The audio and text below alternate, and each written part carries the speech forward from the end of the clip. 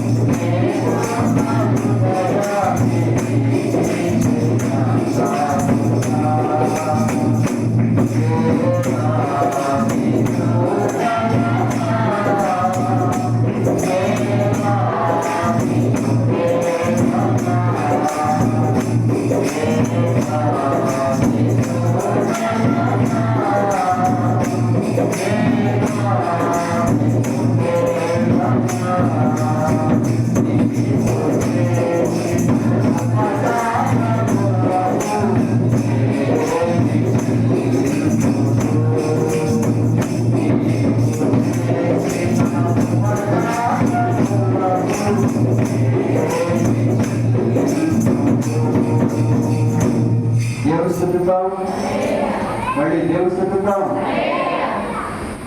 గత ఆదివారం నుండి ఆదివారం వరకు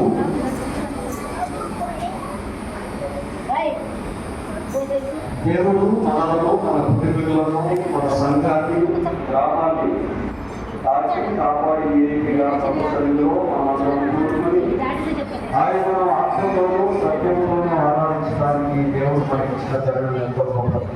అందును బట్టి దేవుడికి కృతజ్ఞత కలిగి ఉండాలి. అందును బట్టి దేవుని స్థుతిద్దాం. అందరూ దేవుని స్థుతిద్దాం మరొకసారి. మంచిది పిల్లలు. మరి ఈ దినాలకు ఏర్పాటు చేయబడిన దేవుని యొక్క వాక్యలేఖనంలో నుంచి దావీదు రాసినటువంటి కీర్తన గ్రంథము 32వ అధ్యాయము 9వ వచనం నుండి కొన్ని వచనాలు మనం చదువుకుని ఒక చదవండి. బుద్ధి జ్ఞానము లేని గొర్రెల వలెనైనను కంచర గాడిద వలెనైనను వీరు ఉండకుడి. అవి నీ దగ్గరకు తేబడినట్టు వాటితోనూ వాటితోనూ అడ్డుతోనూ వేయపోలను. భక్తిహీనులకు అనేక వేదనలు కలుగుతున్నవి. యెహోవా చెప్పుచున్నది, నీతిమంతులారా యెహోవాను బట్టి సంతోషించుడి, ఉల్లసించుడి, యథార్థ హృదయులారా మీరందరూ ఆనంద గానము చేయుడి. దేవుడు నా పరిశుద్ధ వాక్యం దీవించుగాక. చిన్న ప్రార్థన చేస్తాము. ఇసురు కనుక మా చిన్న సంఘాన్ని మీరు జ్ఞాపకం చేసుకోండి. మా గ్రామాన్ని, మా యొక్క ఆయన సంఘంలో ఉన్న ప్రతి ఒక్క కుటుంబాన్ని, కుటుంబంలో ఉన్న ప్రతి ఒక్క ప్రభావం మీరు జ్ఞాపకం చేసుకోమని ప్రార్థన చేసుకున్నాం. ప్రతి దినము ఈ సమయంలో గ్రంథంలోకి అధికారం ప్రార్థన చేస్తూ చేస్తున్న పరిచయం దీవించుకుని అడుగుతున్నాం. ప్రభావ సహాయం చేయండి, కనికరించండి, కాపాడండి. గత అనువాదాన్ని రాజుల వరకు మీ దగ్గర లెక్కల నెలలో మమ్మల్ని కాచి కాపాడి మరొక నైనా ఆదివారం సభలో మేమందరం కూడుకొని ఇలా ఆరాధించి, స్థుతించి, గణపరిచి, కీర్తించడానికి పాటించిన శ్రేష్టమైన సమయాన్ని బట్టి స్థుతులు స్తోత్రాలు చెల్లించుకుంటూ ఈ చిన్న ప్రాంతాన్ని ఈ సభలో చేర్చుకోమని యేసునామమున ప్రార్థిస్తున్నాము తండ్రి. ఆమేన్. అందరూ చెప్తామా? ఆమేన్. క్రీస్తునందు అత్యంత ప్రియులైన గౌరవైన దేవుని బిడ్డలారా, ఈ ఉదయకాల సమయంలో దేవుని యొక్క వాక్య లేఖనాల నుండి కొన్ని విషయాలు మనం జ్ఞాపకం చేసుకుందాం. దేవుడు కొన్నిసార్లు మనకి తెలియజేసే విధంగా ఎలా ఉంటుందంటే ఆశ్చర్యంగా ఉంటుంది. కొన్నిసార్లు దేవుడి వాక్యాన్ని మనకి తెలియజేసే రీతి ఎలా ఉంటుందంటే అద్భుతంగా ఉంటుంది. మానవుని జీవితంలో కొన్నిసార్లు ఆ మనిషిని పురుగుగాను, గాడిదగాను, లేకపోతే జంతువుగాను ఆయన పోల్చి మాట్లాడినట్టుగా మనం చూస్తూ ఉన్నాం. ఈ ఉదయకాల సమయంలో దేవుని యొక్క వాక్య లేఖనాల నుండి మనుషుల యొక్క బుద్ధిని బట్టి, లేకపోతే నడిచే విధానాన్ని బట్టి, మాట్లాడే మాటను బట్టి, చూసే చూపును బట్టి వీళ్ళగా దేవుడు ఇక్కడ గాడిదలను అనేది పోల్చినట్టుగా చూస్తూ ఉన్నాం. మనుషుల్ని గాడిదలనే పోల్చాడు. ఇక్కడ మనం జ్ఞాపకం చేసుకుంటే బుద్ధి జ్ఞానములు లేని గొర్రముల వలె నైనను, కంచర గాడిదల వలె నైనను మీరు ఉండకుడి. అంటే దేవుని యొక్క వాక్య లేఖనాలలో మనుషులు ఎలా ఉంటారు అంటే గాడిదల వలెనో చెప్పండి, కంచర గాడిదల వలెనో ఉంటున్నారు అని ఉండదు అని దేవుడు చెప్తున్నాడు. అంటే మనిషి యొక్క స్వభావం ఎలా ఉందంటే గాడిదలోనే మనుషులు జీవిస్తున్నారు అని దేవుని వాక్య లేఖనం సుస్పష్టంగా మాట్లాడుతుంది. అయ్యో అదేంటంటే నేనెప్పుడు గాడిదలాగా ప్రవర్తించాను, లేకపోతే కంచరగాడిదలాగా నేనెప్పుడు జీవించాలని మన జీవితాల్లో మనం అనుకుంటాం. ఇలా కొన్నిసార్లు మన యొక్క బుద్ధి, లేకపోతే మన యొక్క మనస్సు, లేకపోతే మాటకి నడవడిగా అలానే కనబడుతుంది. ఎవరికంటే మనిషికి కాదు, కానీ ఎవరు కనబడుతుంది చెప్పండి, దేవునికి కనబడతా ఉంది. దేవుడు చెప్తా ఉన్నాడు. ఎన్నిసార్లు మనకి దేవుడు వాక్యాల ద్వారా ఆయన గర్తిస్తూ మనం ఏం చేస్తామంటే బుద్ధి చెప్పి తన మార్గంలో నడిపించాలని దేవానికి దేవుడి యొక్క కోరిక ఉన్నదని నేను మీతో యొక్క ఉదయకాల సమయంలో తెలియజేస్తున్నా. మనమందరము కొన్నిసార్లు ఏం చేస్తామంటే త్రోవ తప్పిపోతా ఉన్నాము. త్రోవ తప్పిపోయినప్పుడు మనం మాట్లాడే పరిస్థితి ఎలా ఉంటుందంటే భయంకరంగా ఉంటుంది. పిల్లల మనం జీవించే విధానం ఎలా ఉంటుందంటే బహుభయంకరంగా ఉంటా ఉంటుంది కొన్నిసార్లు. కారణం ఏంటంటే మనకున్న పరిస్థితులు, ప్రకృతి విపత్తులు, మనకు వచ్చిన ఆటంకాలు, మనకు వచ్చిన అడ్డుగడ్డలు, మనకున్న ప్రతిదినం కలుగుతున్న అనేకమైన విధానాల్లో నుండి కొన్నిసార్లు మనం గాడిదలోనే మనం జీవిస్తా ఉన్నామని జ్ఞానం లేని జ్ఞానం లేని మీరు ఏం చేస్తున్నారంటే జ్ఞానం లేని గాడిదలోనే, జ్ఞానం లేని కంచర గాడిదలోనే మీరు ఉండొద్దు అని దేవుని వాక్య లేఖనం తెలియజేస్తాము. ప్రభువును ప్రియమైన దేవుడు గాడిద యొక్క స్వభావాన్ని కనుక మనం జ్ఞాపకం చేసుకుంటే గాడిద దేనికి సాదృశ్యంగా కనబడాలి. దాని యొక్క స్వభావం ఏంటంటే ప్రతి వారు కూడా ఇదివరకు ఇప్పుడు కాలేదని ఇదివరకు ఎక్కువగా మన ఏరియాలైతే చాకలి వాడు బట్టలు ఊపిపోయి దాని మీద వేసుకొని బరువు మోయించడం కోసం దాన్ని ఉపయోగిస్తూ ఉండేవారు. మీరు అలాంటి అనేక మంది ఏం చేసుకుంటారు. గాడిద యొక్క స్వభావం ఏంటంటే బరువు మోసే పరిస్థితి. దాని పని ఏం చెప్పండి, బరువు మోసుకుంటూ వెళ్తే ఎంత బరువు అయినా సరే మోసుకుంటూ వెళ్తే వహించడమే కాదు, కానీ దానికి తగిన ఆహారాన్ని కూడా వారు సిద్ధపరచవలసి ఉంటుంది. దాని స్వభావం ఏంటంటే నా యజమాని అని గుర్తించగలిగే స్వభావం దానికి. అది ఆ యొక్క గాడిదను ఎక్కడ వదిలివేసినా కానీ చివరికి అది చేరే ఆ స్థానం ఎక్కడికంటే నా యజమాని చెప్పిన పని నేను చేయాలి అని గాడిద ఆలోచన చేసి ఏం చేస్తామంటే అది జ్ఞానం లేదే కావచ్చు. గాడిద యశ్వంతంలో మొదటి అధ్యాయంలో 3వ వచనంలో మాటలు మనం చదివితే మనకు తెలుస్తా ఉంటుంది. ఒకసారి చదవండి.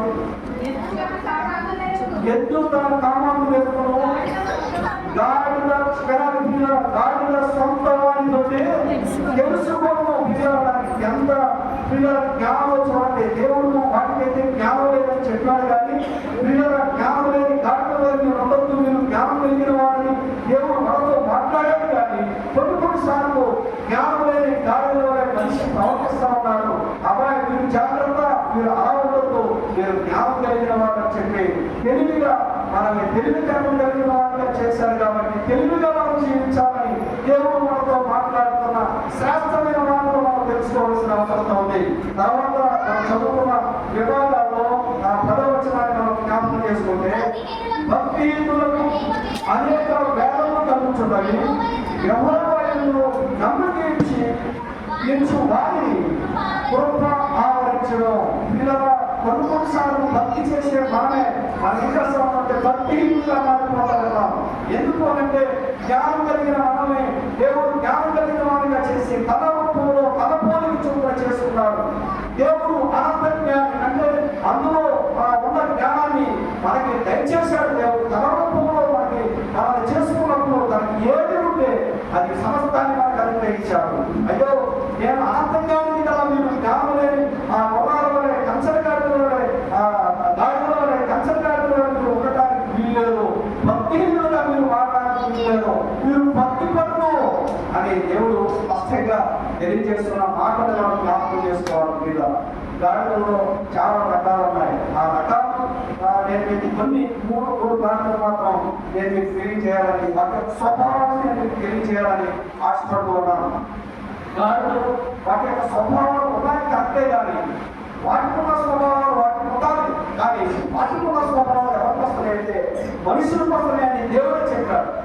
పిల్లల ఆ యొక్క స్వభావం నుండి విడిపించబడి నిజమైన జ్ఞానము దేవుడు నీకు ఇచ్చాడు కనుక ఆ జ్ఞానంతో నువ్వు నీ యొక్క విధానాలు మార్చుకుని దేవుని స్థితిలో దేవుని ఇష్టలుగా మారాలని దేవుడు కోరుకుంటున్న విధానం ఎంత గొప్పలో చూడండి. ఒక తండ్రి ఉన్నాడనుకోండి, తన కుమారుడు చేస్తున్న పని నచ్చలేదు, వాటిని హెచ్చరిస్తే ఈ రోజు ఏం చేస్తాడు అనుకుంటాడంటే కుమార్తె తండ్రి తల్లి మాట వినలేదు, హెచ్చరిక చేస్తే అబ్బాయి మీకు అది నచ్చుకొని కాదు అని అంటే ఈ రోజు ఏ మాత్రం వినకుండా వాడు ఏం చేస్తారో తెలుసాని ఏ వీడియో వీడియో చూసుకుంటారు, లేకపోతే ఏ రూపం తాగుతుందో, లేకపోతే ఉరి వేసుకుని ఏం చేస్తారు అంటే చనిపోతున్నారు. కన్న తల్లిదండ్రులు పిల్లల గద్దించడానికి వీలు లేకుండా పోయింది. కుమారుడు పట్ల కుమార్తెల పట్ల పిల్లల దేవుడు గద్దిస్తా ఉన్నాడు. పిల్లల దేవుడు యొక్క మాట విన్నట్లయితే మనకున్న జ్ఞానము ఎంత గొప్పలో మనం ఎట్టిలో మనం ఆలోచన చేసినట్లయితే మన జీవితము ఉన్నతమైనదిగా దేవుడు తీర్చిదిద్దాలని ఆశపడుతున్న తండ్రి ఇక్కడ భక్తిహీనుల గురించి తెలియజేస్తాం. మీరు భక్తి పొందే కానీ మీకు తెలియకుండా మీరు ఏం చేస్తా ఉన్నారంటే భక్తిహీనులుగా మారిపోతా ఉన్నారు. అలా ఉండడానికి వీల్లేదు అని దేవుడు మాట్లాడుతున్నాడు, దేవుడు మాట్లాడుతూ ఉన్నాడు. అలా ముందుకు వెళ్ళిపోతే ఒక దాని స్వభావాన్ని నేను తెలియజేస్తాను. చూడండి, యోగు గ్రంథము 39వ అధ్యాయం, యోగు గ్రంథము 39వ అధ్యాయం 5వ వచనం నుండి 8వ వచనం వరకు చదువుకుందాం. అడవి గాడులను స్వేచ్ఛగా పోలించిన వాడెవరు, అడవి గాడిద కట్లను విప్పిన వాడెవరు, నేను అరణ్యము దానికి ఇల్లు కాదు, ఉప్పు పొరము దానికి నివాస స్థలముగా నియమించింది, పట్టణము కోలాహలము అని తిరస్కరించును, గోధుమ అని కేకలను అని వినదు, పర్వతముల పట్టియే దానికి మేత కూడి, ప్రతి విధమైన పచ్చని పర్వతానికి వెలుగుకొను. ఇక్కడ మనం జ్ఞాపకం చేసుకున్నట్లయితే ప్రభుత్వం పిల్లరా అడవి గాడులను ఇక్కడ మనకి యోగులారు చూపిస్తా ఉన్నారు. ఏ గాడిదండి? అడవి గాడిద. పిల్లల అడవిలో ఉన్న గాడిదే కాదు, కానీ జంతువులు కానీ పక్షులు కానీ లేకపోతే మృగాలు కానీ ఏవైనా సరే ఒక మనిషి వెళ్ళి వాటిని ఏదైనా పాడడానికి కానీ పిల్లల అదిలించడానికి కానీ పనికిరాడు. మనిషి ఎక్కడ పనికొస్తాడంటే గ్రామంలోనే పనికొస్తాడు. అడవిలోకి వెళ్తే పిల్లల అక్కడ రాజు ఉంటుంది. రాజు అంటే సింహం ఉంటుంది, పుల్లి ఉంటుంది, లేకపోతే పెద్ద పెద్ద జంతువులు ఉంటాయి, ఇంకా రకరకాల జంతువులు, పక్షులు, పిల్లలు రకరకాలు ఉంటాయి. వాటి సామ్రాజ్యం అది. అక్కడికి వెళ్ళిన తర్వాత అడవి గాడును పిల్లలు మనం వెళ్ళి క్యాంపులు వేసి తోలేమనుకోండి, అది మన క్యాంపులు వెళ్ళదంట. ఇంకేం వెళ్ళదంట, అది మన క్యాంపులు వినదు. పిల్లలు అసలు ఎవరో తెలియదు, అసలు నిన్ను లెక్క చేయదు. దాని స్వభావం ఎలాంటిది అంటే అది లెక్క లేని తరంలో ఉండే స్వభావం. పిల్లల తోలు వాడి క్యాంపులు అది వినదు. దాని స్వభావం ఏంటంటే ఎవరైతే నాకేంటి, నువ్వెవరో హుమాను అని అంటున్నది. నువ్వెవరో అసలు నీతో మాట్లాడుతున్నావు పని, ఇది నా ఇల్లు, ఇది నా యొక్క నేను జీవించే స్థలం, ఇది నాది అని చెప్పి అక్కడ ప్రతిదీ కూడా వీళ్ళు ఏం చేస్తాయో తెలుసా, ఆ ప్రతిదీ కూడా గర్విస్తూ ఉంటాయి. అరణ్యంలో ఏదైతే ఏ రోజైతే ఆహారం పిల్లల దొరికినప్పుడల్లా వాటి యొక్క స్వభావాన్ని చూసినప్పుడు కడుపు నిండితే ఎలా ఉంటుందో తెలుసా, వాటి స్వభావం ఎలా ఉంటుందో తెలుసా, పిల్లలు పెరగబడే తత్వం. ఒకవేళ కడుపు నిండకపోతే పిల్లల అక్కడ ఏదో తినడానికి చేసే ప్రయత్నాలు అక్కడ ఉన్నాయి. ప్రభుత్వ ప్రియమైన దేవుడు అడవి గాడును చూపిస్తా ఉన్నాడు దేవుడు గారు. అది తోడు వారిని కేకలు పిల్లలు. పిల్లల మనిషికి కూడా అలాంటి గర్వమే వచ్చిందని ఇక్కడ మాట్లాడుతూ ఉన్నాడు. దేవుడి యొక్క వాక్య లేఖనాల ద్వారా సేవకులు అనేక మంది అనేక మాట్లాడతాయి.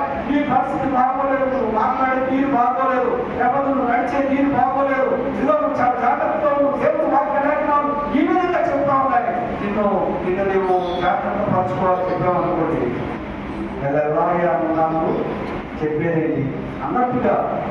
ఒకవేళ కొందరైతే అమ్మ కూడా అంటూ ఉంటారు. క్రైస్తవులే దేవుడి శక్తికి వచ్చేవారే, దేవుడి శక్తిని ఎలా ఉన్నారో తెలిసిన వారే, దేవుడికి వ్యతిరేకంగా మాట్లాడకూడదని అనుకునేవారే. ప్రియమైన దేవుడు పెట్టారా, సందర్భాన్ని బట్టి మాట్లాడడానికి అనేక మంది ఇష్టపడుతూ ఉంటారు. పిల్లలు చాలా జాగ్రత్తగా ఆలోచన చేయాలి. మనం జ్ఞానం లేని వారు కాదు. అడవి గాడిలాగా దాని స్వభావాన్ని కలిగి ఉండడానికి జ్ఞానం లేని వారు కాదు. మనం దేవుడిచ్చిన సర్వ జ్ఞానం కలిగిన వారు మనం. భూమి మీద చిక్కుల్లో పిల్లల జ్ఞానం కలిగింది ఏదంటే చెప్పండి, మనిషి. ఎవరు చెప్పండి? మనిషికి ఇచ్చిన జ్ఞానం దేవుడు మరి దేవుడికి ఇవ్వలేదు. కాబట్టి దేవుడి యొక్క సన్నిధిలో కొన్నిసార్లు చాలా మందికి వారితో మాట్లాడుతూ ఉంటే వారు ఏం చేస్తారో తెలుసండి, ఎక్కలేని తరంగా అసలు ఈ మాట నేను వినేదేంటని వారి వైపు చూడడం, అసలు వారిని ఎన్నిసార్లు పిలిచినా వినపడ్డట్టుగా వారు ఏం చేస్తారంటే వారి యొక్క ప్రవర్తనను మార్చుకోవడానికి చేస్తున్నారు. అది ఎలాంటి వారు అంటే వ్యవస్థలే కాదు కానీ, మధ్య వయస్కులే కాదు కానీ, వృద్ధులు కూడా. నాకు ఒక తెలంగాణ తెలుసు, మా ఊళ్ళో ఆయన గుడికి వచ్చి బెంచ్ ఉండేది, ఆ బెంచ్ మీద కూర్చునేవాడు. కొన్నిసార్లు నేను ఆయన పక్కకే వచ్చి కూర్చునేవాడు. ఆయన డోరు తెరచి నిద్రపోతూ అలా దొరికి పడిపోతూ ఉండేవాడు. నేను అనేవాడిని, ప్రధాన గారు పడిపోతాడు అంటే నాతో ఎవరేవాడు తెలుసా, నువ్వు పడతావేమో చూసుకోవాలి. ఎవరెవరు నువ్వు పడతావేమో చూసుకోలేవాడు. అంటే ఆయన పడిపోతే పెద్దవాడు గుర్తుకోటి రాకపోతే లాగిపోయిపోతే పాపం అనవసరంగా పడుతున్నాడని నేను ఆయనకి చెబితే, జ్ఞానంతో చెబితే ఆయన ఏమన్నాడంటే నువ్వు పడతావేమో చూసుకోవాలి. ఈ యొక్క చిన్నవాడు నాకు ఎందుకు చెప్పాడో, నిజంగా నేను నిద్రపోతున్నాను కదా, నేను నిద్రపోకుండా ఉండాలి అంటే ఒక్కొక్కరికి వచ్చి కూర్చోవాలని అనుకునే స్వభావం కాదు కొంతమంది. తీసుకురాలు ప్రియమైన దేవుడుంటారా, ఆయన ఈ కాలు వేసావు ప్రధాన చెప్పు చెప్పులో వేసావు, ఆ కాలు ఈ కాలు వేసావు, ఎందుకే అలా కాకుండా వేసుకోవాలంటే అనేవాడు. నేను ఎందుకు వేసాను చెప్పుకోవాడు, తనకు ఒప్పుకునేవాడు కాదు. ప్రభువులకు ప్రియమైన దేవుడుంటారా, దేవుడు యొక్క సన్నిధిలో ఒప్పుకోవాలి.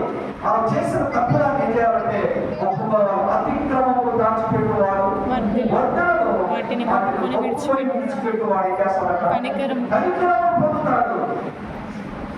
అడవి గాడిద స్వభావాన్ని కలిగి ఉన్న వారితో దేవుడు చెప్పే మాట, దేవుడు చెప్పే మాట ఏంటంటే, ఇక ఏమంటాడంటే అడవి గాడిదను స్వేచ్ఛగా భావించిన వాడు ఎవరు? పిల్లల అడవిలో ఆ గాడికి స్వేచ్ఛ అనేది లేదు. దాని మీద పెద్ద జంతువు ఉందనుకోండి, అది వచ్చి దీని మీద దాడి చేసి దాన్ని తినడానికి ప్రయత్నం చేస్తే ఇది పారిపోతా ఉంటుంది. నిత్యము దాని పని ఏంటంటే గుండెను గుండెలో పట్టుకుని తిరగాల్సిన ప్రదేశంలో ఉన్నది. స్వేచ్ఛ లేదు. దాని స్వభావాన్ని కలిగి మనుషులు కూడా చాలా మంది ఏం చేస్తా ఉన్నారంటే ఎప్పుడు గుండెలు ముప్పుతో పట్టుకుని తిరిగే అనేక మంది కూడా వారి స్వభావాన్ని బట్టి ఎప్పుడు ఏం జరుగుతుందో ఎలా జరుగుతుందో అని చెప్పి భయపడిపోతూ ఉండేవాడు. నిత్యము భయపడేవాడు అనేక మంది ఉన్నారు. కానీ శాంతితో ఉండవలసిన మనిషి ఏం చేస్తామంటే ఈ రోజులో నిత్యము ఎప్పుడు ఏం జరుగుతుందో తెలియని పరిస్థితుల్లో కంగారు పడిపోతున్న పరిస్థితులు కనపడతా ఉంటాయి. దేవుడు చెప్తా ఉన్నాడు, దేవుడి సన్నిధికి రండి, మీరు వచ్చి ఆయన అడగండి. ఆయన ఏమంటాడంటే చదువులు స్వాస్థ్యముగాను భూమి దిగంతముల వరకు సొత్తుగాను నేను మీకు ఇస్తానని దేవుడు తన లేఖనాల ద్వారా తెలియజేస్తా ఉంటే మనకి ఇంకా స్థానం అంటే అడవి స్వభావాన్ని కలిగి జీవిస్తూ ఉన్నాం. అది తినే మేత ఎలాంటిది అంటే చూడండి, ఆలోచనలో నేను అరణ్యంలో దానికి ఇల్లుగాను దానికి నివాస స్థలముగాను నియమించింది. పక్కనపు కోలాహము అది తిరస్కరించను, కోరు వానికి అది వినదు. పర్వతంలో పక్కే దానికి మేతం ఉంది, ప్రతి విధమైన పక్షాన్ని వరకలను అది వేదపులను.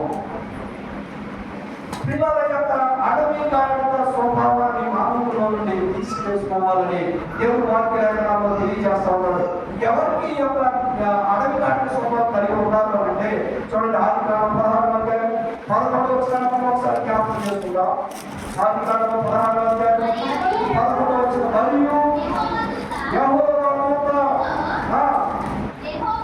యెహోవా నీ మనను వినును, నీవు గర్భవతివై ఉన్నావు, నీవు కుమారుడు కని అతనికి ఇస్మాయేలు అని పేరు పెట్టును, అతడు అడవి గాడిద వంటి మనుషుడు. చాలండి, అతడు ఎలాంటి వాడు? ఎవరు? ఇస్మాయేలు ఎలాంటి వాడు? అడవి గాడిద వంటి మనుషుడు. అతని చెయ్యి అందరికి అందరి చేతులు అతనికి విరోధముగా ముందును. చాలండి పిల్లల, అతని చేయి అందరికి అందరి చేతులు అతనికి ఎలా ఉంటాయంట? విరోధముగా. పిల్లల అడవి గాడిద స్వభావం ఏంటంటే అందరితో విరోధం పెట్టుకుంటారంట. అందరితో విరోధం పెట్టుకునే తత్వం మనిషికి ఇదిగో ఇస్మాయిలు వచ్చాడు కదా. ఆ సొంత విషయాలు కాదు, బైబిల్ గ్రంథ లేఖనాల విషయం. మానవుడి జీవితం ఎలా ఉండాలి అని దేవుడు కోరుకున్నాడు అంటే అందరితో సమాధానంగా శాంతితో ఉండాలి అని దేవుడు కోరుకుంటే ఇతనే చేస్తాడంటే ఇదిగో మీ గర్భాన ఒక వ్యక్తి పుడతాడు. ఆ వ్యక్తి పేరు ఏంటంటే ఇస్మాయిలు. అతడు ఎలాంటి వాడు అంటే అడవి గాడిద వంటి స్వభావం కలిగిన వాడు. అతని చేతులు ఇతర చేతులు అతనికి విరోధంగా ఉంటాయి. అని ముందుగానే దేవుడు తన లేఖనాల ద్వారా లేకపోతే తన తల్లి ద్వారా ఏం చేసిన ఆరోగ్యం తెలియజేసుకుంటే చూస్తాము. చాలా మంది తల్లిదండ్రులు అనుకుంటారు, చిన్నతనం నుండి పుట్టిన నుండి వాటిని విరోచితులుగా చేయాలని కోరుకుంటారు. వారు పెద్ద అయిన తర్వాత తల్లిదండ్రులు అనుకున్న విధంగా వాడు ఉండలేకపోతే అమ్మా ఏంటమ్మా నీ కొడుకు అంటే కనుక అయ్యా పెద్దల కన్నా కదండి వాడి మాత్రం మేము కనలేదండి అంటారు. అది తప్పంటారు. ఎందుకో తెలుసా? చిన్నతనం నుండి కనుక అందుకే లేకపోతే తెలియజేస్తాము, వారు నడవలసిన త్రోవ వారికి నేర్పుము, వారు పెద్దవాడైనప్పుడు దాని నుండి తొలగిపోడు. అంటే నువ్వు చిన్నప్పటి నుంచి నీ కుమారుడికి నువ్వు దేవుడు మాత్రం నేర్పలేదేమో, లేకపోతే మంచి మాటలు చెప్పలేదేమో. అరే బాబా చేయకూడదా, ఇది చేయకూడదా, ఇది చేయరా, ఇది చేయరా, మంచి చేయరా అని చెప్పి నువ్వు చెప్పలేదేమో. చిన్నప్పుడు ఒక కుర్రవాడు ఆడుకుంటాకి వెళ్ళాక సూది పెరిగిందని అమ్మ దగ్గరికి వచ్చి, అమ్మ సూది పెరిగిందే అన్నాడు. అమ్మ నువ్వు ఎంత మంచోడు అని అట్ చేసుకుని వదిలేటేసిన ఇది మంచి పనేనేమో అని రేపొద్దు ఆడుకుంటాకి వెళ్తే డబ్బులు దొరికిందా? ఏం దొరికిందండి? డబ్బులు తీసుకొచ్చి అమ్మే డబ్బులు దొరికిందే అన్నాడు. అమ్మో ఇంకా మంచి పని చేశాడని మళ్ళీ పెట్టుకున్నాను. ఆ పల్లె ఆడుకుంటే వీళ్ళు ఇంటి దగ్గర గడపలు దిగేస్తుంటే దాన్ని మైదాకి ఈడ్చుకుంటే ఇంటికి తీసుకొచ్చాడు. తల్లి అన్నట నా పూట అసలు ఇలాంటి పనులు చేయలేదు, అసలు డబ్బు అని కాదు. ఏం చెప్పాలి వాస్తవానికి? ఏం చెప్పాలి చెప్పండి? దొంగతనం చేయకూడదు ఆయన. మనము ఇలాంటి పని చేస్తే సమాజంలో నీకు బ్యాగ్ వస్తుందా, నిన్ను ఒక దొంగలాగా చూస్తారా? చిన్నప్పుడు నువ్వు చేసిన పనికి నీ జీవితాల్లో అదే ఒక పడుతురా ఆయన. సో అలాంటి పని చేయొద్దురా బాబు అని చెప్పి తల్లిదండ్రి చెప్పినట్టయితే తల్లికి వాడు చిన్నతనం ఆ చెప్పుతారు మానేసి ఉండేవాడు. వాడు పెద్దవాడైన తర్వాత పెద్ద దొంగతనాలు చేస్తూ ఒకప్పుడు పట్టపడ్డాడు. వాడు పట్టబడినప్పుడు చివరి కోరిక, నీ కోరిక ఏంట్రా అంటే నా తల్లి దగ్గరికి తీసుకెళ్ళండి, నా తల్లితో ఒక మాట నేను మాట్లాడాలి అని అంటే తల్లిని పిలిపించారు. పిలిపించేవాడు అంటున్నాడు, బోర్ను ఏడుచు అంటున్నాడు, అమ్మా సూది తెచ్చినప్పుడు నా పొడిగా గుర్తు పెట్టుకున్నావు, కప్పుడు తెచ్చినప్పుడు, పొడుగు తెచ్చినప్పుడు, ఇంకా బంగారం డబ్బులు తెచ్చినప్పుడు నన్ను ఎత్తి ఆనందింప చేశావమ్మా. ఆ రోజు నన్ను గద్దించుంటే ఈ రోజు నాకు ఈ ఉరిశిక్ష పడేదే కానే కాదు అని చెప్పి బోర్డు ఏడ్చి, నీ మూలంగానే నేను ఈరోజు ఉరి శిక్షను అనుభవించి చచ్చిపోతున్నానమ్మా అని చెప్పి బోర్డు ఏడ్చి వెళ్ళిపోయాడు. ఎంత కన్నీరండి, ఎంత దుఃఖమంటే తల్లికి. ప్రియుల ప్రభువులకు ప్రియమైన దేవుడు ఉన్నారా? ఆ స్వభావం ఎవరు పెంచుతున్నారు అని అంటే తల్లిదండ్రులు పెంచుతూ ఉన్నారని అనుకుంటా ఉన్నాను నేను. నా తల్లి చిన్నతనం నుండి నాకు కూడా బోధ చేసింది, ఎంత బోధ చేసింది. మా అమ్మ చిన్నప్పటి నుంచి ప్రార్థన కూడా, అయ్యా నిన్ను సేవకు ఇచ్చాడు రా బాబు, నువ్వు సేవకే వెళ్ళాలి అంటే లేదు నేను డాక్టర్ అవ్వాలని చెప్పి నేను బీఈడీ చేయాలని నా ఆలోచన, ఒక టీచింగ్లో పనిచేయాలని నా యొక్క యాంబిషన్.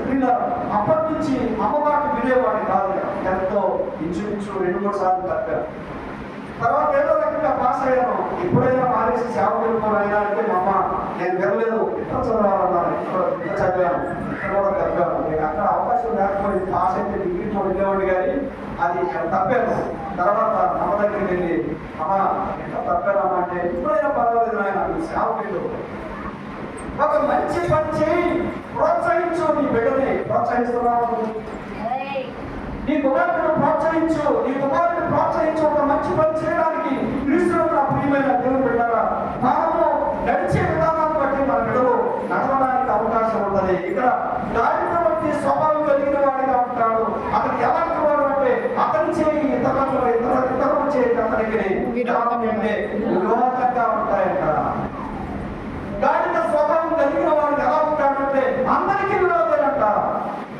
ఒకరికి కాదండి, ఇద్దరికి కాదండి, ఎంతమంది చెప్పండి, అందరికి ఆ పేరు చెప్తే ఎలా ఉందంటే అమ్మో ఈడ ఈ చోరుతున్నా వీడందరికి విరోధమైన అసలు వీడు చోరుతున్నానికి ఆమె చోరుతున్నానికి దారిని అడగటాల్సిన స్వభావాన్ని తీసివేసుకోమని ఈ రోజు దేవుడు లేఖనాల ద్వారా నీతో నాతో మాట్లాడుతున్న చక్కటి మాటలు ఎవరైనా జ్ఞానంగా ఆలోచన చేసినట్లయితే దేవుడు ఈరోజు నీతోనే మాట్లాడాడు. అయ్యో నాకు బిడ్డల యొక్క స్వభావం ఉంది, అయ్యో నేను అందరినీ విరోధం చేసుకుంటా ఉన్నాను అని ఎవరైనా అర్థం చేసుకుని దేవుడి మాటల ద్వారా మార్పు చెందితే దేవుడు దీనికోసమే ఈ యొక్క లేఖనం ద్వారా మాట్లాడటం వాళ్ళని గమనించాలి. మార్పు చెందవా, నువ్వు మార్పు చెందవా, నీ మనసు మార్చుకోరా, నీ మనసు మార్చుకోరా.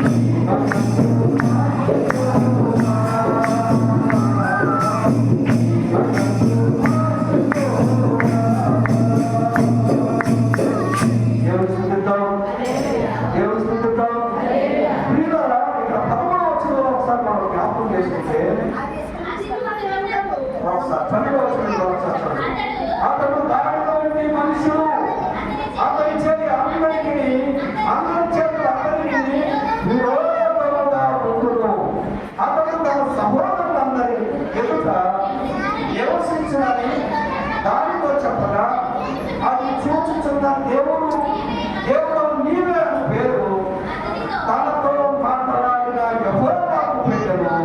ఏలయనగా నన్ను చూచిన వాని ఈ వెంకట చూచితిని గణాన్ని అనుకొనెను. అందుచేత వీటి బుద్ధతో చాలే. ఇక్కడ 12వ వచనంలో మనం జ్ఞాపకం చేసుకుంటే అతని చేయి అందరికీ అతని చేతులు అందరికీ విరోధముగా గాయక స్వభావం అడవి గాయక స్వభావం ఎలాంటిదంటే విరోధి. ఏమంటే అందరికీ విరోధి. క్రీస్తులకు ప్రియమైన దేవుడు ద్వారా మానవుని జీవితంలో అడవి గాయకులకు స్వభావం కలిగిన వారు ఎవరైనా ఇస్రాయేలును చూపించారు. అతను కొత్తకు ముందే అక్కడ దేవుడి యొక్క వాక్యాన్ని తన తల్లితో ఎదురు చేసినట్టుగా చూస్తాము. ఆమె ఎంత బాధపడాలి, అయ్యో అందరికీ ఈ చేతి ఈ చెయ్యడం అందరికీ అందమైన చేతిలో నీటి విరోధంగా ఉంటాడు అంటే చాలా భయంకరమైన పరిస్థితిలో ఉన్నాడని అర్థం చేసుకోవాల్సిన అవసరం ఉంది. నీలో అలాంటి స్వభావం ఉన్నట్లయితే ఈ ఉదయకాలంలో దేవుడు నీతోనే మాట్లాడుతున్నాడు. అయ్యా అందరికీ నేను విరోధంగా ఉన్నట్లయితే నన్ను క్షమించుకోవాలని అనుకుంటే దేవుడు ఈ క్షణమే నిన్ను క్షమించడానికి ఇష్టపడుతున్నాడని చెప్పడానికి ఏ కొంచెము సందేహించడానికి అవకాశం లేదు. రెండవ మాట మనం జ్ఞాపకం చేసుకున్నాం చూడండి. రెండవ మాట మనం జ్ఞాపకం చేసుకున్నాం. సమయంలో విధవ గ్రంథము 12వ వచ్చిన మనం జ్ఞాపకం చేసుకుంటాం.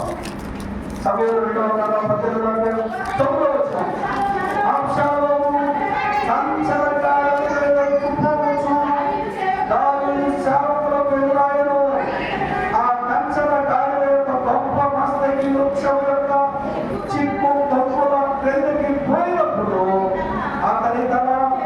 చెట్టును తగులుకొనినందున అతను ఎత్తబడి ఆకాశములకు భూమికి మధ్యను ప్రయాణించుండగా అతని క్రిందనున్న కంచెల కాడ సాగిపోయెను. దేవుడిద్దాం సంస్కృతిద్దాం కంచెల గాడిద. ఈ గాడిద ఇది ఒక గాడిదకు గుర్రానికి పుట్టితే కంచెల గాడిద. పిల్లల గాడిద వేరు, కంచెల గాడిద వేరు. ఇది ఎలాంటిదే అంటే పిల్లల పాపము చేసిన వారిని పట్టించేస్తుందంటే మరణాన్ని పట్టించేస్తుంది. అబ్షాలోము ఇశ్రాయేలీయులలో అతని వంటి సుందరుడు లేడు అని దేవుడు వాక్యం తెలియజేస్తాం.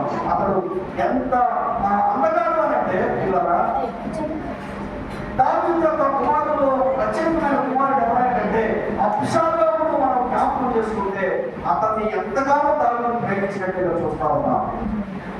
రాను అతను ఎలాంటి వాడు అయిపోయాడంటే పిల్లల అందరినీ కూడా తనకి వ్యతిరేకంగా ఉన్న అతన్ని కూడా చంపడానికి తర్వాత దావీదు యొక్క అంటే తండ్రి యొక్క ఉపనిపత్తులనే వాడు ఏం చేసేవాడంటే పిల్లల కూడేవాడు, బహు అదనంగా ఉండేవాడు, పిల్లల లెక్కలేని తరముగా ఉండేవాడు, అనేక మంది మరణానికి అప్పగించేవాడు.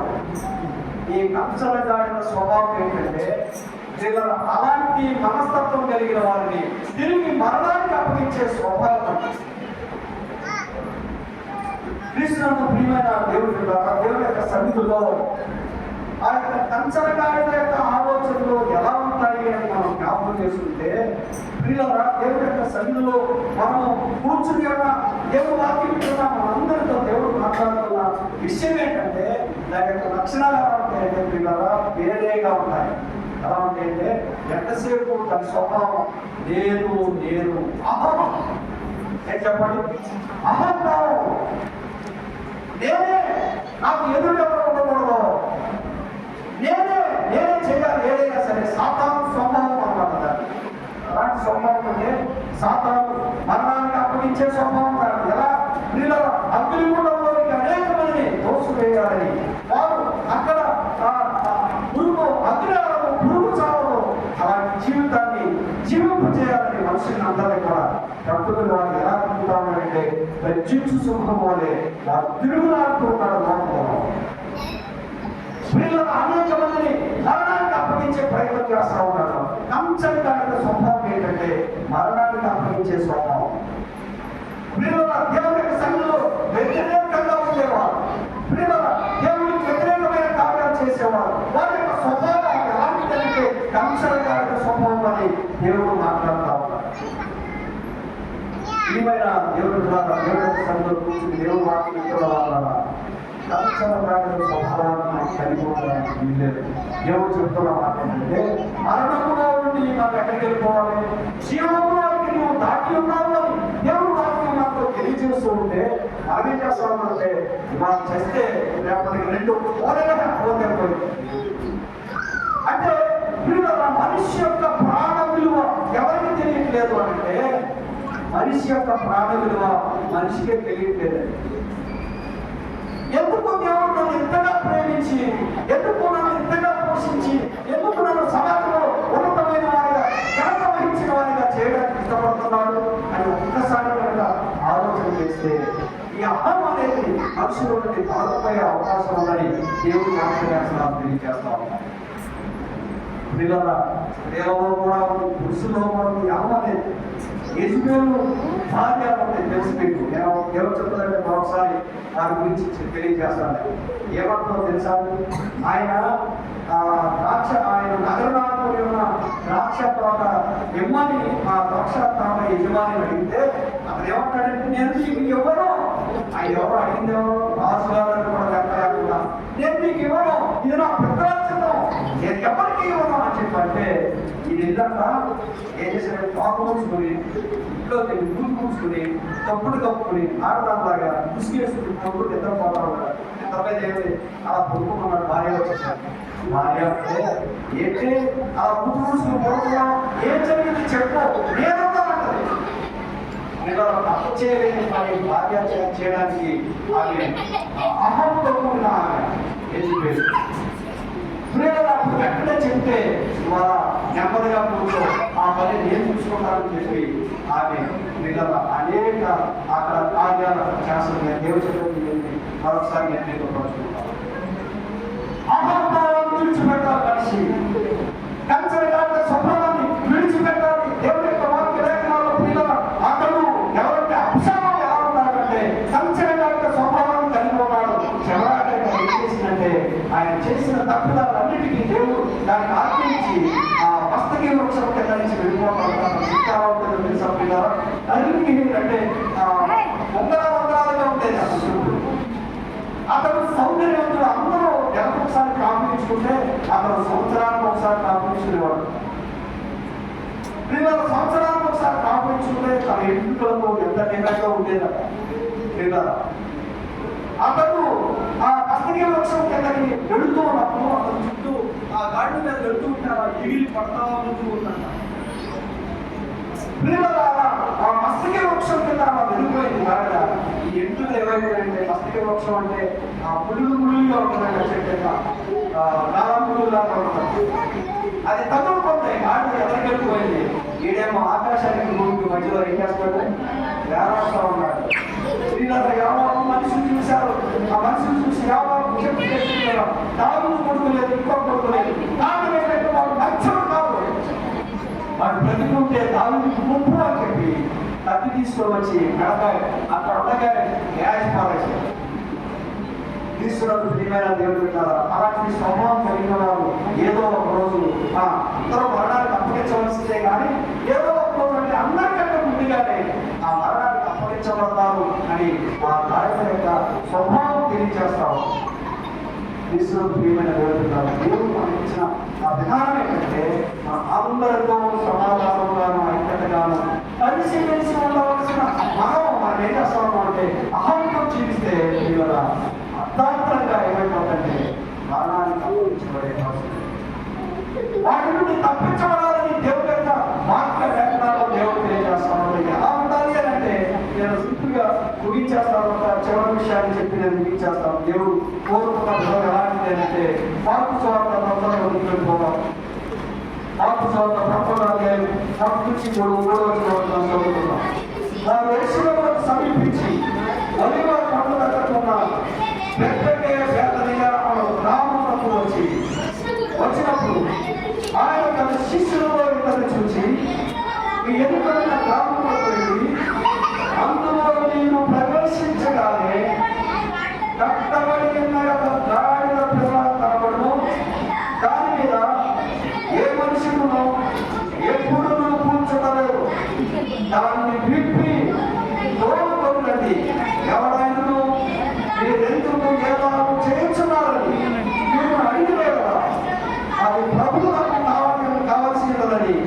చెప్పుడి తక్షణమే అతను దాని ఎక్కడికి తోడు పంపుమని వారితో చెప్పాను. ఇక్కడ ఈ ఘాట్ ఏంటంటే కట్టబడిన జాగ్రత్త ఆలోచించారు. మూడో ఘాటు పేరు చెప్పండి. కట్టబడిన జాగ్రత్త మన ప్రతి చోట సాక్షిగా నేనుందునట్లు ప్రతి చోట నీ సాక్షిగా ప్రభువా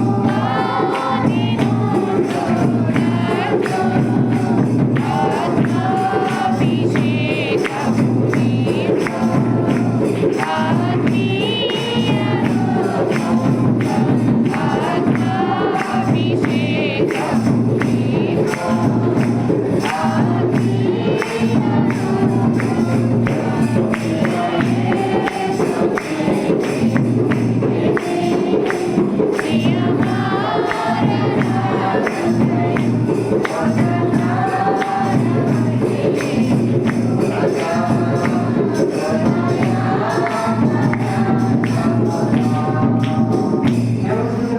హల్లెలూయా. ఇక్కడ కట్టబడిన కార్యక్రమం గురించి దేవుడు తెలియజేస్తా ఉన్నాడు. ఎందుకు కారణంగా కట్టబడింది? ఇలా కట్టబడింది అంటే దానికి ఒక చరిత్ర ఉంది. మాకు రెండు గోడలు ఉంటాయి చరిత్రలు. మా నాన్న తెలుసుకునేవాడు. వాటిని ఆయన పరిగెత్తున్నప్పుడు బడి లేని రోజున నేను తోడుకెళ్తూ ఉండేవాడు. మిగతా రోజు మనం ఏం చేసేదంటే కట్టబడి అలా ఉండేవి పొరిగట్టేసి మేపుతూ ఉండేవాడు. సాయంత్రం అయిన వేళ అమ్మగారు జీవితంలో ఏంటంటే అది విప్పిన వెంటనే ఏం చేసేయంటే ఎక్కడ ఉంటే విప్పిన తర్వాత వెంటనే ఎక్కడ ఉన్నాడు. కారణం ఏంటి చెప్పండి? కారణం ఏంటి? పిల్లరా వాటిని కట్టేసింది ఎందుకు అంటే అలా పరిగెత్తుకెళ్ళిపోతుందనే. ఎందుకు కట్టేసే చెప్పండి? అలా పరిగెత్తుకెళ్ళిపోతే కాళ్ళు పుల్లు కట్టేసి అన్నా అవి విప్పిన వెంటనే అసలు కాదు పరిగెత్తుకెళ్ళిపోయి కొన్ని ఏం చేస్తారో తెలుసా? పొడిచేసే గేదెలు ఉంటాయి. ఆ ఏం చేస్తారు తెలుసా? మెడలో చెప్పాలి పెద్ద గుర్తు చేస్తూ ఉంటారు. వాటి వల్ల ప్రమాదం. ప్రియుల ఎందుకు కట్టబడి ఉన్నాయి అంటే కట్టబడకపోతే ప్రియుల ప్రజలకు ప్రమాదం. చాలా మంది ప్రియుల కట్టబడకపోతే వారి జీవితంలో ఎలా ఉంటుందంటే అనేక మందికి ప్రమాదాన్ని చేకూర్చే వారిగా ఉన్నారు. కట్టబడిన దారిన వారి ఆ యొక్క విధానం మనం చూసినట్లయితే ప్రియుల కట్టబడి ఉండకపోతే అది ఏం చేస్తుందంటే ఆ మనుషుల మీద పడి వచ్చేసి చంపేసే అవకాశాలకి దారి గురించి కాదు. కొన్ని గేదెలు ఉంటాయి. ఆ గేదెకి కట్టకపోతే ఏం చేస్తాయంటే పిల్లల పొడి చేస్తూ ఉంటాయి. ఎద్దులు ఆవులు ఉంటాయి. పిల్లల అవి కూడా పొడి చేస్తూ ఉంటాయి. చూస్తున్నాం మనం. ఎలాగంటే కట్టబడకపోయినా సెంటర్లో ఇవన్నీ వదిలేస్తూ ఉంటారు కదా. అవి మామూలుగానే ఉన్నట్టుగానే ఉంటాయి. కానీ భార్య భర్తలు మధ్యలో వెళ్తూ అట్లా దగ్గరికి వెళ్తే సైలెంట్ గానే ఉంటుంది. అకస్మాత్తుగా వేలపడి ఏం చేస్తాయంటే తుమ్మేస్తా ఉంటాయండి. కొన్ని ఏం చేస్తాయంటే కాళ్ళతో దుక్కేస్తాయండి. కొన్ని తలతో అలా గుద్దేస్తా ఉన్నాయంటే చూసారండి. నేను మీరు కూడా చూసే ఉంటాను యూట్యూబ్. పిల్లల వాటికి హద్దులు హద్దు కావాలంటే అవి కట్టబడాలి. పిల్లల ఏ కట్ల చేత కట్టబడ్డాడు మనిషి? గాడిదను కట్టబడిన గాడిదను పోల్చింది ఎలాగంటే పాపము కట్ట చేత కట్టబడి కాదు. పిల్లలు ఈ మనిషి దేవుడికి కావాలి. పిల్లల ఆ కట్టలు విప్పి ఏం చేస్తా ఉన్నాడంటే దేవుడి దగ్గరికి నడిపించాలి అని ఆలోచన వచ్చి పిల్లల ఆ యొక్క శిశువుని తను పంపించి ఎదుట ఒక గ్రామానికి వెళ్ళి కట్టబడిన దారిన పిల్లలు ఏం చేశారంటే తోలుకొని రమ్మని చెప్పాడు. కేవలం ఎందుకో తెలుసా? ఎవరైనా అడిగారు అనుకోండి, ఎందుకు తోలుకెళ్తున్నావు అని అడిగితే ఎవరు తోలుకురమ్మన్నారు అని అడిగితే ఇది ప్రభువు నాకు కావాలను. దేవుని స్తుతిద్దాం. హల్లెలూయా. ఎవరు కావాలి చెప్పండి? ప్రభువు నాకు కావాలి. కట్టబడిన నీవు దేవుడికి అవసరం. ఏ పాపము చేత కట్టబడ్డావు? ప్రియుల దేవునికి కట్టుబడి ఉన్నావు నాకైతే తెలియదు. కానీ ఈ రోజు కట్టబడిన నీ జీవితాన్ని దేవుడు విడిపించి ఆయన కోసం నేను తీసుకుని వెళ్ళాలి అని ఆశపడుతున్న దేవుడికి స్తుతులు చెల్లిద్దాం. స్తుతులు చెల్లిద్దాం. స్తుతులు చెల్లిద్దాం. క్రీస్తునందు ప్రియమైన దేవుడు విన్నారా? కట్టబడిన దాని యొక్క స్వభావం ఏంటంటే పిల్లల ఆచారాలకు కానీ మనం దేవుళ్ళు ఉంటానే ఉంటాం. కానీ ఆచారాలను అసలు మనం మేము ఒక చోటకి ఇల్లు ఓపెనింగ్ అంటే వెళ్ళాము. మేము వెళ్ళేసరికి అక్కడ ఏమవుతుందంటే ఆవులు బయటలో ఆవులు ఏం చేస్తుందంటే రాష్ట్రం చేసి పేడ వేసేసి కలిపి కొట్టేస్తాం. అక్కడ మమ్మల్ని పిలిచి అక్కడ మాకు కుర్చీ వేసి అయ్యారు ప్రార్థన చేయడం గడుచుకోవద్దు వాసం ఏంటి అసలు ఈ పరిస్థితి ఏంటంటే ఆచారం ఏం చెప్పండి, ఆచారం కట్టబడిపోతున్నారు. ఏదో పైకి భక్తికరవాడిగా వారిగా ఉంటామన్నారు కానీ శక్తి లేని వారిగా ఉంటామన్నారు కానీ దేవుడు అలాంటి యథాన్ని దేవుడు కోరుకుంటేది కానీ ఆచారాల నుండి కట్టబడిన ఆ కట్ట నుండి విడిపించబడి నీవు ఎవరు కావాలంటే దేవుడి కోసం కావాలని దేవుడు కోరుకుంటున్నారు. మధ్యాహ్న సమయంలో నీకు ఏ కట్ల చేత ఏ పాపం చేత కట్టబడ్డావు నాకైతే తెలియదు కానీ ప్రతి వారు సాతాను యొక్క పాపం కట్ల చేత కట్టబడి బంధింపబడి ఉన్నారు. వారందరినీ యేసయ్య విడిపించాలని ఆలోచన కలిగి ఈ రోజు అలాంటి స్వభావాలను విడిపించి నిన్ను యేసయ్య కోసం వాడుకోవాలని ఆశపడుతున్నాను. ఏ విధంగా అంటే పాటలు దేవుడి ద్వారా పాటలు పాడి కనపరచాలని, పరిచర్య ద్వారా నిన్ను దేవుడిని కనపరచాలని, దేవుడి స్థితిలో సాక్ష్యం ద్వారా కనపరచాలని, అందరినీ దేవుడు ఒకే రీతిగా చూడాలని దేవుడు కోరుకుంటూ ఉన్నాడు. నీవు అడవిగాడి స్వభావాన్ని విడిచిపెట్టాలి, కంచరగాడి స్వభావాన్ని విడిచిపెట్టాలి. మూడవది కష్టపడిన ఆ యొక్క ఆచారాలను ఏం చేసుకోవాలి, విడిచిపెట్టుకుంటే ఇదిగో ఇది ప్రభు నాకు కావాలి ఎవరు ఏ నరుడు కూడా దాని మీద ఎక్కి ఉండలేదు. అది బరువు పోయడానికి మనం అనుకున్నాం. ఇప్పుడు ఎవరిని మోస్తుంటాయా అంటే అమ్మాయిల యేసు క్రీస్తు ప్రభువుని పోయడానికి ఇష్టపడుతుంది. దేవుడు స్తుతిద్దాం. హల్లెలూయా. క్రీస్తునందు ప్రియమైన దేవుడు, మనము అనేక పాపముల చేత అంటే ప్రయాసపడి సమస్త జనులా నేను మీకు విశ్రాంతిస్తానని దేవుడు సమస్తా ఉంటే ఎవరయ్యాన్నట్టుగా మనం లెక్కలేని తప్పుగా దేవుడికి వ్యతిరేకమైన కార్యాలు చేస్తా ఉన్నాం. ఈ యొక్క కార్యం యొక్క స్వభావాన్ని మనం విడిచిపెడితే ప్రభు ఈ రోజు అర్థం ఉన్న విషయం ఏంటంటే నీవు నాకు కావాలి, నీవు నాకు కావాలి. వెలుగు వచ్చి ఉన్నది, యెహోవా మహిమ నీపై ఆకారముగా ఉదయించే, యెహోవా మహిమ నీపై ఆకాశముగా ఉదయించే.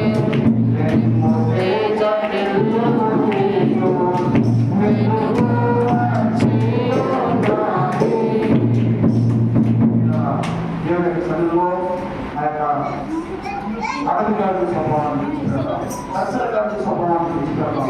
ఇదిగో కష్టమైన ఆచారాలు విడిచిపెడతాం, దేవుడి కోసం జీవిద్దాం. దేవుడు మనల్ని కోరుకుంటూ ఉంటారు. ఆయన కోరుకోవాలంటే మన జీవితాలు బాగుపడినట్లే. కాబట్టి ఆయన కోసం మనం జీవిద్దాం. యుగాలు మన కోసం స్థిరపరచబడి వచ్చబడిన పరలోక రాజ్యంలో తండ్రిని ఏం చేయాలంటే స్థుతిద్దాం. ఇక్కడ ప్రతికూలతకాలం దేవుడు స్థుతిద్దాం. తర్వాత పరలోకంలో ఆయన కూర్చొని దేవుడి సంతోషంతో దేవుడి సన్నిధిలో స్థుతిద్దాం. అట్టి యొక్క గొప్ప దేవుడు అందరికీ అనుగ్రహించి నడిపించుకుందాం. ప్రార్థన చేద్దాం, ప్రార్థన చేద్దాం. ఎవరు ప్రభావం